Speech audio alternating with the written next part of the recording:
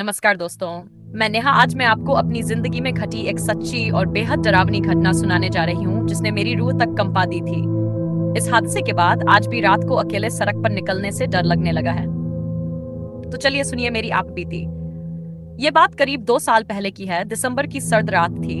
दिल्ली से मेरठ की ओर जा रही थी मैं अपनी कार में अकेली। एक जरूरी मीटिंग थी जो देर रात खत्म हुई।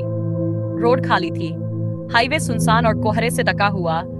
कभी कभी ऐसा लगता जैसे सामने कोई सफेद परछाई चलती दिख रही हो, लेकिन पास पहुंचने पर कुछ नहीं होता। मैंने सोचा शायद थकान है, आंखें धोखा दे रही हैं, और स्पीड बढ़ा दी। तभी कुछ किलोमीटर आगे एक बूढ़ी औरत सड़क किनारे खड़ी दिखी, सफेद साड़ी में, हाथ से इशारा कर रही थी लिफ्ट के लिए। मैंने नजरअंदाज किया, लेकिन पता नहीं क्यों दिल ने कहा रोक ले, रात का वक्त है, औरत है, मदद कर दे। मैंने कार रोकी। वो धीमे धीमे चलती हुई आई और बोली, बेटी आगे वाले गांव छोड़ दे, बहुत रात हो गई है, कोई साधन नहीं मिलेगा। उसकी आवाज में अजीब सड़पन था, लेकिन मैंने हिम्मत की और उसे बैठा लिया। जैसे ही वो पीछे वाली सीट पर बैठी, अजीब सी ठंडी हवा कार के अंदर फैल गई।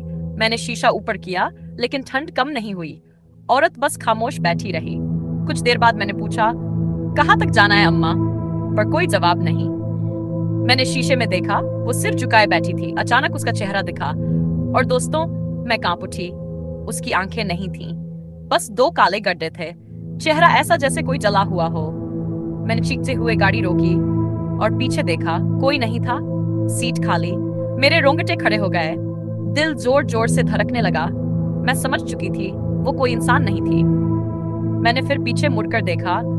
दूर सड़क किनारे वही बूढ़ी औरत खड़ी थी, मुस्कुरा रही थी, लेकिन वो मुस्कान इंसानी नहीं थी। उस रात किसी तरह मैं घर पहुंची, लेकिन आज भी उस हाईवे से गुजरते वक्त वो चेहरा आंखों के सामने घूम जाता है। कहते हैं उस हाईवे पर कई साल पहले एक औरत की लाश मिली थी, जो लिफ्ट मांगते हुए गाड़ी वालों की मौत का कारण बनती है। तो दोस्तों,